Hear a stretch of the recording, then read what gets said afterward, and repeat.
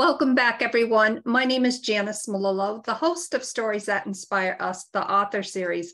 And you know what? We don't let those glitches happen. One little glitch just happened, whatever. But anyways, I'm so excited that I finally have the chance to interview my amazing guest.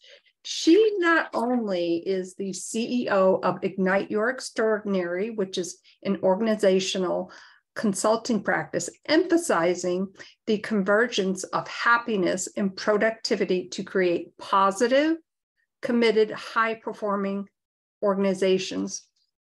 She is also the amazing author of the book, Show Up Positive, amazing book. We're both holding up our book. As you can probably see, of course, the listeners that listen to the audio won't. But as you can see, everybody, and by the way, I am running out of sticky, so I do have to order some more. Rita, welcome to the podcast. Thank you so much, Janice. We have been talking about this conversation for so long, and let me thank you for really insisting on taking a moment to absorb the book before we got into this conversation. That is something a lot of podcast hosts don't really have the time to do, and it just is so meaningful to me. I cannot wait to hear your feedback and talk about like what struck you and just all things Show Up Positive. Thank you for that. And I wouldn't be doing my guests any justice, especially the authors, had I not had the opportunity to read your book. And let me just say, the first, obviously tons of questions. And as a podcast host, when I read a book, also, I got the sticky thing going on, but I write down some notes. And one question before we really hop into the crust of your book is, it made me realize how to manage unwanted emotions. In fact, somewhere in your book, I have it tagged here somewhere, it really is a guide on how to really manage those unwanted emotions, because things happen obviously at the click of the button. We're in such an instantaneous society here. And honestly, Rita, I thought that brought up a lot of emotions for me, good and bad, but that's a good thing. Overall, that's a very good thing. When you went to write this book, you were really in the height of everything, as many Americans were, back in 2020. Bring us back to that point when you decided to write this book, because I think that is such an interesting part, an integral part of your book.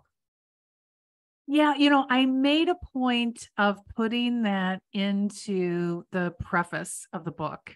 That's something that you don't always have in a book, but it felt important to ground everybody in the moment that we were in. Because when history is written, this is going to make the history books, this world pandemic. And I learned, and talking with my friends internationally, that a lot of what we experienced in the US was quite unique to us, that other people in other countries did not have the anxiety and discontent that we experienced. And for us, what I describe in the book is it's like that movie, The Perfect Storm, where you have like 3 different weather events happening all at once that sink the ship. And I think that's how people felt. We had this pandemic that was a world health crisis. Governments around the world were taking action to try to prevent unnecessary deaths from occurring. And for most of us in the US, that meant losing some of the freedom and autonomy that we had in our lives, which was very difficult for us. And then we added to that the social justice things that got exposed in the middle of that time. And living in Louisville, it very much hit home for me because of Breonna Taylor.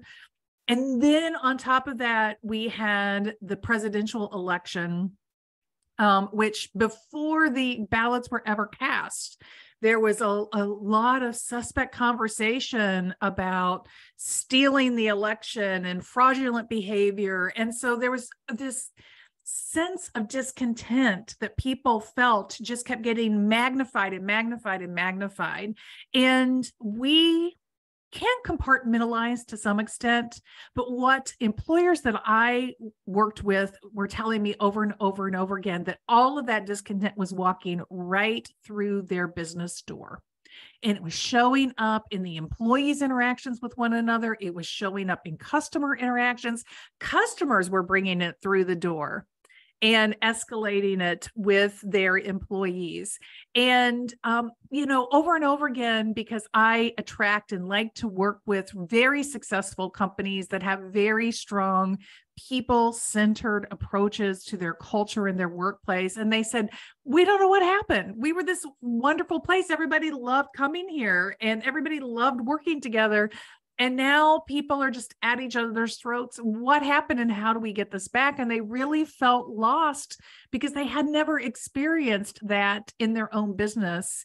And it was requiring something different of them. And so as I began to do that work, I recognized this was much bigger than just the few clients that were bringing this to me.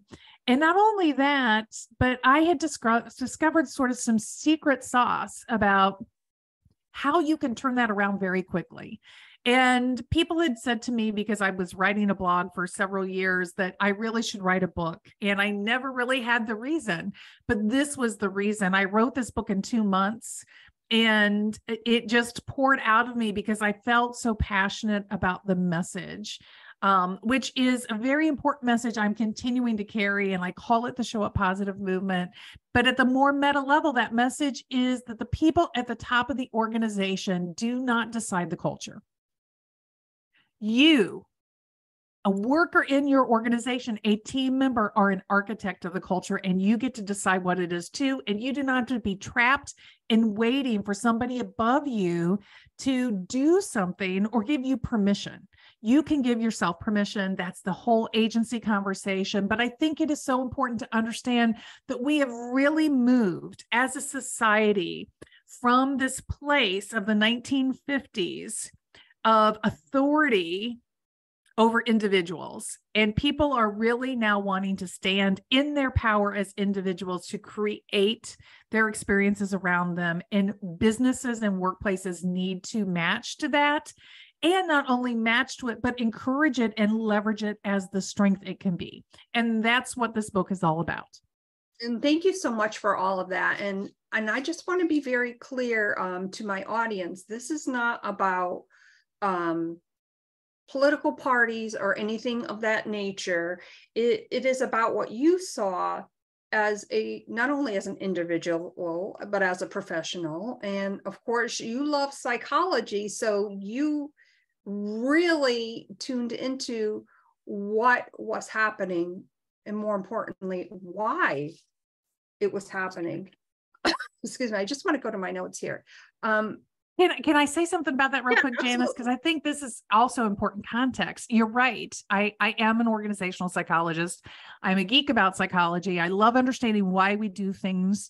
And what was so important about this in the conversations I was having in organizations, we often want to find blame, and we often want to lay blame outside of ourselves. And the blame game was part of the trap. And so the lessons in psychology that I put throughout the book are really intended to help people normalize what was happening. When I'm talking about this discontent and all of these environmental things construing, what I really want people to know is that you were just humaning in a set of unique circumstances in the best way that you could. And you can now change the way you human in this situation. You don't have to stay in that place. And it's okay that you're not perfect all the time. And there's all kinds of things biologically that program us to respond in the way that we were responding. So it's not about labeling people or shaming people for their behavior. It was really about helping people let go of all of that and have more empathy for themselves and for others around them, so that we could let go of all of that and reconnect with one another. Thank you so much for sharing that. And as a professional geek about psychology, and by the way, she's adorable. And when I read that, and I kind of snickered, because we've had quite a few conversations, and we did some text messages about writing, or you're writing a second book. No, actually, you just publish it. Yes, I'm trying yes. to get my first book published. Anyways, I digress a tad. Would, as a professional in what you do, would you say that, obviously we know for every action there's a reaction, and how we react can really set the tone, if you will, for a potential tumultuous outcome? But with that being said, I would hope that in a reaction type of situation, of course, I am a firm believer in showing up how you truly feel, sharing your freedom of speech, whatever that may be. But is there a way when, for instance, something pops up, I may react to it differently, of course, than somebody else will? Are there some like generalized type of strategies that really would be good for someone, for instance, if they are triggered by something that is happening? Yes, I think that we all have triggers, and sometimes we're more aware of them than others. And I love that you chose the word react, because that is exactly the right word. Listen, our feelings come from the most reptilian part of our brain, believe it or not. It's a small area called the amygdala. And we call it amygdala hijacking when you have this emotional overload that really takes over your brain and brings those strong emotional reactions. And that is part of being human. People are going to do that. We have to be forgiving of ourselves. We have to be forgiving of others for their amygdala hijack moments.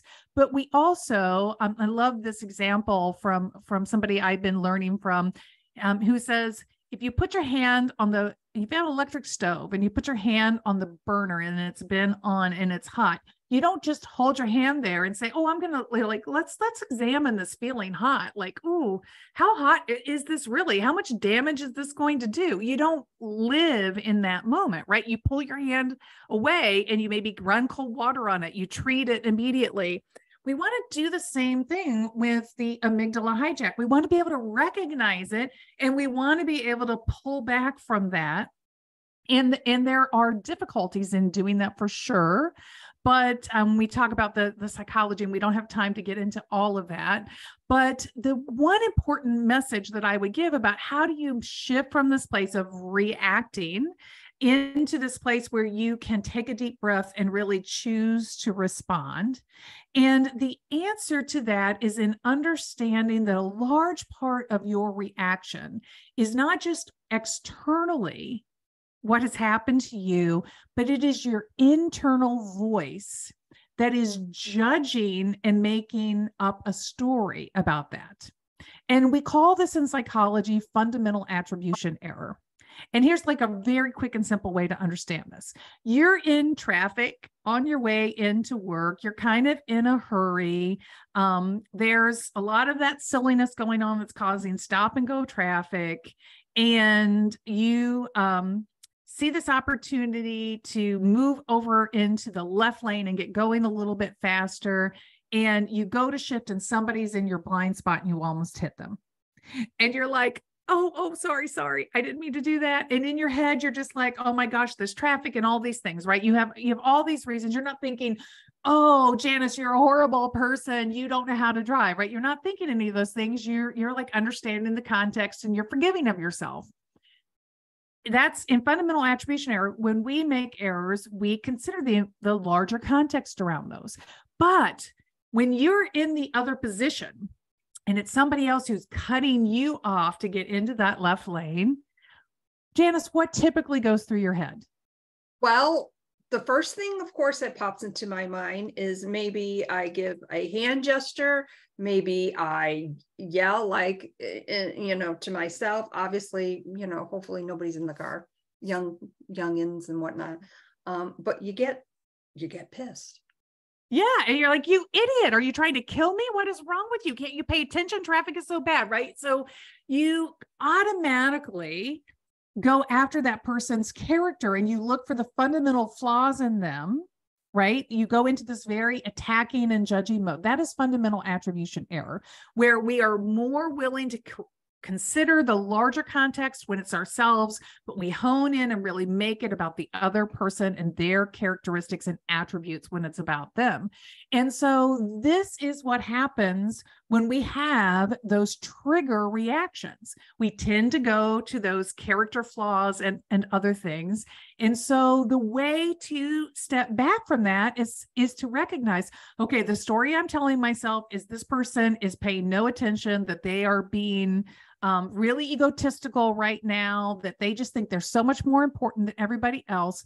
But what else is possible? What if, like those times I did, they just really honestly didn't see me and moved into traffic? What if they are legitimately in a hurry? Maybe they need to get to the hospital and they are doing the best that they can do. What if I just thought this person is doing the best that they can do and they weren't really intending anything bad toward me? How would I feel then?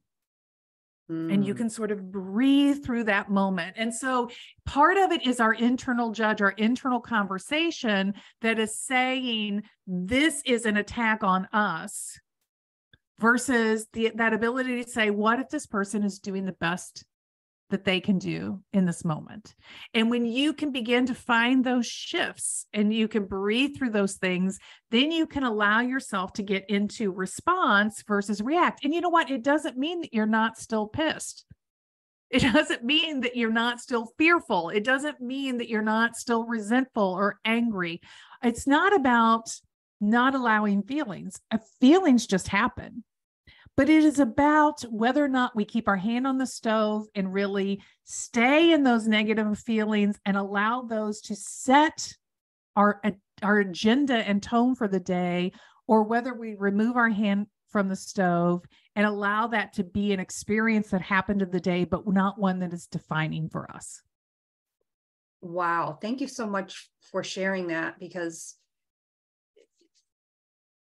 we've all had those instances where we react. The one who's done the cutting in, so to speak.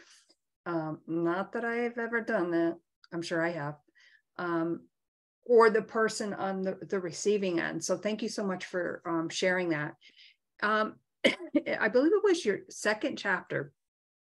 You were chatting about the case for positive cultures. And I loved this paragraph. And by the way, I just want to back up just a moment. At the end of each paragraph, which I found so profound and, very thought-provoking, you asked what you would think are typical questions. But when you really sat down and thought about them, and you called them questions worth contemplating. For instance, how can I notice when my teammates need extra kindness? How do I proceed to give it? Have we ever asked ourselves in different contexts with maybe a coworker? I mean, obviously this is referring to a teammate, but have we done that with coworkers, with our bosses, with our families? I think that was great, by the way. Questions worth contemplating. When you sat down to write those questions, as a geek about psychology, as a professional, but also I would assume from personal experience, did anything come up for you? Like, you sat down and wrote this book 2 months, which is unbelievable. I'm so jealous about that, but in a good way. did you find that certain things came up for you when you look back at your book? When you first held this book in your hand, did something pop up to you, like a personal story that evolved with one of those questions? Oh, that's such a good question. Just in writing, my intention really was provocation. It was in, trying to inspire people to think more deeply, and really offering those questions from a place of belonging and connection. I speak about the workplace, and a lot of people who love this book are the first to say this applies to all areas of your life. And I think there is wisdom and truth in that. I think you can apply a lot of these lessons, but where I apply my talent and expertise and the stories that I share really do happen in the workplace. And so I was coming from the place of what's fundamentally true about what do people need to be at their best at work. And one of the things that they need is they need belonging. They need to know that they're wanted and welcomed and able to participate fully. And so it's so significant to me that we are thinking about how do we deepen that? How do we deepen our belonging, and how do we deepen our connections? And so in picking those questions, sometimes I was thinking about what was missing for me in work experiences. Sometimes I was thinking about the beautiful things I've observed working with clients, that, you're just like, gosh, if everybody in the world could have a moment like this, what would be true, and then sometimes it was about what I needed that would have helped me. Looking back, I mean, and it came from so many different places. So I can't think of any one thing, but as I was writing those questions, I did that for the book. And then I actually did a card deck. In fact, I have 2 card decks out now. And on one side of the card is those questions worth contemplating. They're mindfulness questions to really help you think about, how am I truly showing up, and how do I begin to build this as a mindset and skill set in myself? And then the other side of the card are 5 questions or statements to use with other people to invite that.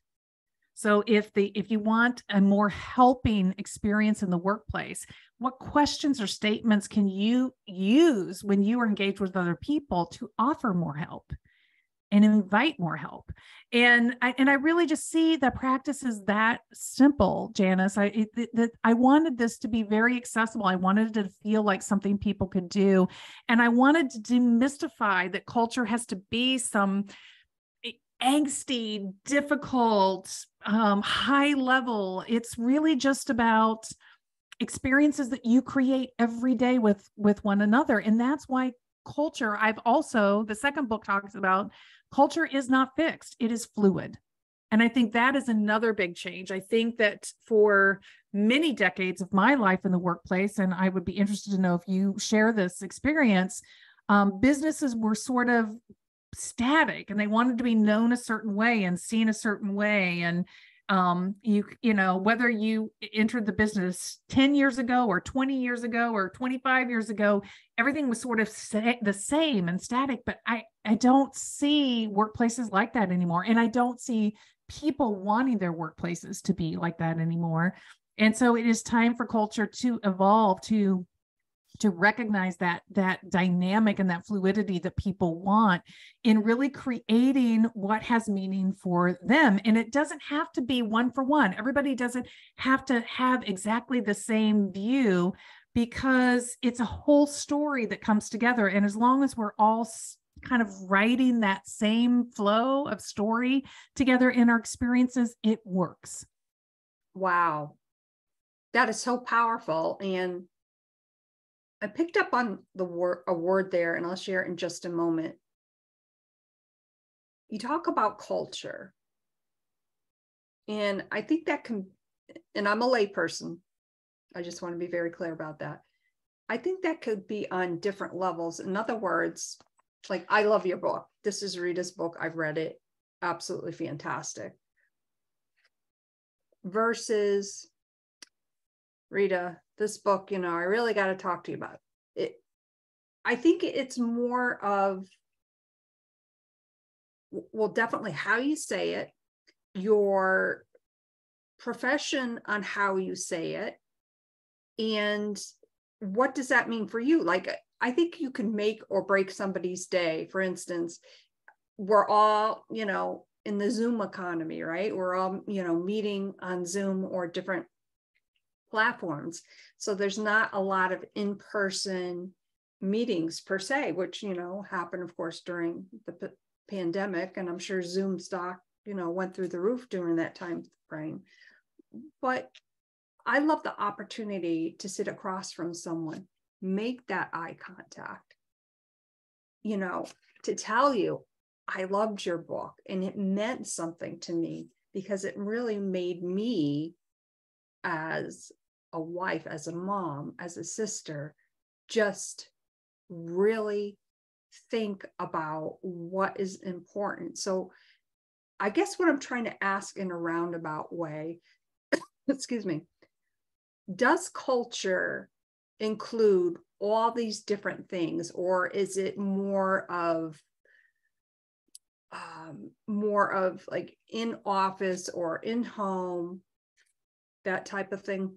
I don't know if I'm asking that correctly. Well, there are a lot of different definitions and approaches to culture, but I think you and I are in the same place, Janice. The part of the Show Up Positive movement and the message that I want to bring to people is to let go of that idea that culture is like the 10 Commandments. It's some set of words that are scribed and hung up on the walls and that everybody refers to and talks about. I don't find that people really connect with that. I read a really interesting article about this that said, so many times when that work is done, what happens is people end up focusing on their aspirations and not the reality. And so there creates a real disconnect for the employees every day about there's this aspiration of who we're going to be or who we want to be, but that's not my reality. And, that can really sow dissatisfaction. And it's important to be mindful of these things and to know that it's good to have aspiration, but you also have to honor the reality of what is. And that is why when I talk about culture, what I want to talk about are the experiences that we are creating together. It's the story that you tell when you go home, about what happened that day at work. That's really the culture. That's what's truly happening. And there is room, there is space in that story to have good and bad days. It's not going to be Show Up Positive isn't that we never have a bad day, that we never disagree with one another, that it's kumbaya all the time. Show Up Positive means that we respect one another enough and we respect our community and our relationship enough to be honest with one another and to speak up for what has meaning and value and to ask from others what we need and to be willing to give to others what they need. So community has always been a big, meaningful word to me. And that's sort of at that core of what I think about as what does it mean to create a culture. It's about creating that foundation of community.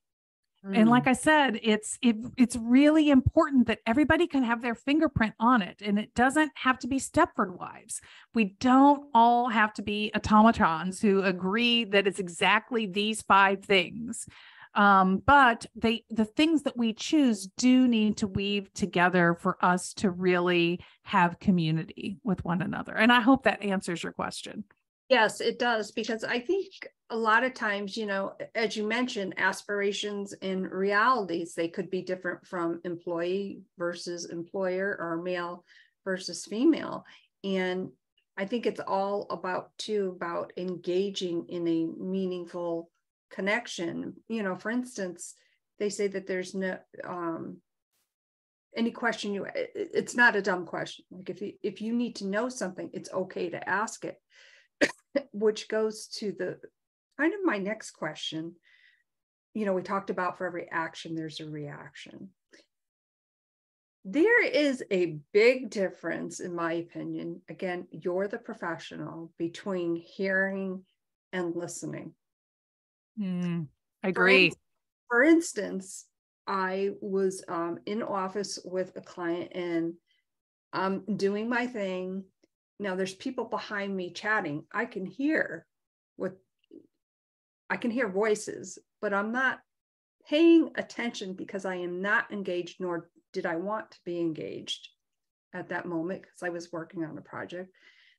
And one of the workers, very lovely, said, "Oh, did you hear whatever it was?" And I said, "No, I didn't." She said, "Well, you were right there." And I'm like, I wasn't listening. And voila, page 210, listening, hear, concentrate, received. Loved this chapter. Oh, thank you. Yes, that's the show up positive sparks at the end are really meant to inspire practice. And listening is a skill and a practice that you really have to work at. I just attended the World Happiness Summit in Lake Como in March. It was beautiful. It was my first time to that conference. It will not be my last. It was an amazing experience. And one of the speakers, his talk was about listenings. And he said, why, when we come to conferences, do we talk about, oh, what speaker do you want to hear? Because it's really about what listening do I want to receive? And I loved that reframe, right? Because you are absolutely right, Janice. I mean, listening is so much more than the auditory processing. I mean, true listening requires us to have a level of openness and attention and curiosity and all of these things. And sometimes we wait to speak, and that is not listening. I often, one of the tips I give everybody is just jot a few notes about whatever you want to say, so you can release your mind from having to hold on to that, so you can give all that processing power to actually listening and processing what the other person is saying to you. But you think about our school experiences. Our school experiences were really, the fundamental idea was you raise your hand and give your answer and be right. You were just waiting to be called on to give your answer. You weren't expected really in class to be listening to what anybody else was saying. You just had to be prepared to give the right answer when your name was called. And we carry those lessons deep into our lives that happen in our formative years. And this is one that is a very hard habit for us to break. Thank you so much for sharing that. I have kind of a funny question. I think it's all in the details. That's kind of where I'm coming from. It's in the details.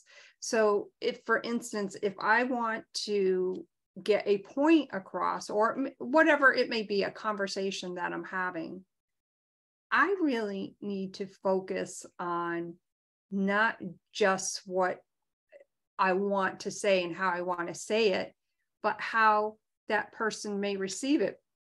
I remember in one of my psychology classes, and I don't remember the name of the test, but we were in a room and the professor said, okay, he called me up and, well, everybody, we know Janice, we think she's a great person, like all these good things, and you feel great. He had me go out of the room. And what he told the room while I was not in there was, now, when Janice comes back in, I want you to think bad thoughts. She's a bad person, this or that. and we'll have her come back in, and then we're just gonna like be, our body language and how we talk to her is going to be different. So I did that. Walk in the room. That old phrase, you walk into a room and you can cut the tension with a knife. So I don't remember the name of that test, but I always remember that, because when someone comes into a room that I want to listen to, and I love that reframing of the word, I really want to engage my auditory senses, be focused on this person so that I can not only listen, but engage my thoughts in a way where I can hopefully contribute in a really good way.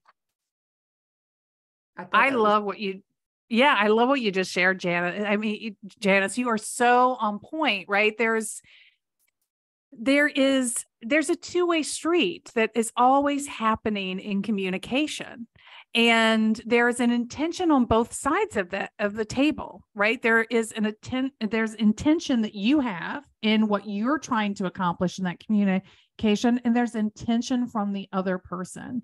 And when those intentions are mirrored, we get very healthy and vibrant and often meaningful conversation. And when those are not mirrored properly, when there's a disconnect that happens, we have that feeling of cross communication, of misunderstanding that is happening. And the worst is when we are so set in our mind about our assumptions and our intentions that we don't even realize that the other person is on a completely different page from us. And we walk away thinking we've had this wonderful, meaningful conversation, only to find out down the road that it was a complete disconnect, because we were coming from very different places. So I love that you're focusing on that idea of intention and purpose, because it is vital to really being able to collaborate and co-create with other people, which is fundamentally the call to action that I think we need to embrace in workplaces today. Yeah, thank you so much. And I really appreciate your sharing that. Now, obviously, we know that you've just published your second book. Can you tell us a little bit about that? Yes. So the second book is a co-authored volume called Culture Impact: Strategies to Create World-Changing Workplaces. And I am one of 12 authors. So I had a single chapter that I was contributing, and I was thinking about writing the follow-up book to Show Up Positive. I'm still, like you, it's not pouring out of me, and I don't have the dedicated time as I'm out speaking and talking and working, trying to get the Show Up Positive movement to further and further corners of the world. So I had this opportunity to continue the conversation in one chapter, and I thought, brilliant, I will sign on to do this. This makes total sense to me. And so this is called Culture Repair. And, in Show Up Positive, we take on this idea that culture is owned by the people at the top of the organization. And we're embracing the idea that we are all architects of the culture, and we all have shared accountability and responsibility to be creating that as a community. In Culture Repair, what I wanted to take on was that idea of fixed culture and fixed things in the way that we create our workplaces, and move into this place of recognizing that if we are giving agency to people to create it themselves, then we've got to allow this evolution and this fluid thing to happen. So then the question becomes, okay, so then what's your job as a leader? If you're no longer saying this is the culture and this is how we're all going to behave, and you're allowing that to bubble up, what do you do instead? And so the chapter explains the 3 core things that are essential that leaders need to do to really inspire and support this co-creation of a culture. And those 3 things focus on what we've already talked about: belonging and making sure there's relationship, on contribution, because people do not continue to show up to work if they feel like what they're doing doesn't have meaning and value. So it's so important that you are reaffirming and helping people feel connected to something that is of value and meaning to them. We all want to know that we're making a difference in the world. And the last piece is alliance. And that's that idea of community and team and really all being in it together and wanting to have a workplace or wanting to stay in a workplace because it is a place that fills our cup. And so out of writing that chapter in that work, what I've kind of changed a little bit about my consulting practice. And what I'm saying now is that this is about forging soul-filling workplaces people love. And that's really the evolution that I've come to in my own thinking. But that is the call to action. It is that leaders do have a beautiful special role to play, but we've got to let go of that old stereo command control management philosophy and really embrace the new coaching and connecting and catalyzing roles that leaders need to play. Wow, that sounds like an amazing book. And of course, I can't wait to read that. Before we sign off, can you let our viewers and listeners how they can connect with you further? Well, the fastest, easiest way to get all information is my website, which is igniteextraordinary.com. On Instagram, I am at Ignite Extraordinary. Also on Facebook. I've actually started a new series, Janice, that gets to part of what we talked about today. It's called Happiness Thieves, and it is really about recognizing those trigger moments that happen to us and really how to use your agency to show up positive. And so you can watch that on Instagram. I'm releasing something new almost every day, trying to find all of those different scenarios. And if you've got a great scenario for me, make sure that you hit me up in the DMs or something and share it so we can talk about it in the larger community. Wow, that is wonderful. And of course, I will make sure all that information in the show notes. Honestly, I could talk for another hour. However, this is a book that should be in everybody's library, whether you are an employer, whether you are an employee. Show up positive and ignite your extraordinary. Rita, thank you so much for being here today. And gosh, as you mentioned, we've been chatting for quite a while. I think it's been about 4 or 5 months. So so grateful for the opportunity to have read your book, to have met you, and more importantly, how I can learn to show up more positive. Thank you so much, Rita. Thanks for having me, Janice. You are so welcome. Hey, everyone, really go get Rita's book. It is amazing. You will be inspired to ignite your extraordinary and show up positive. I truly am inspired by Rita and her book. Thank you so much, everyone. Remember, if you have a story to share, your story is important. Your voice needs to be heard. Don't hesitate to reach out. My name is Janice, the host of Stories That Inspire Us, the author series. We'll see you again really soon. Thank you so much, everyone. Bye for now.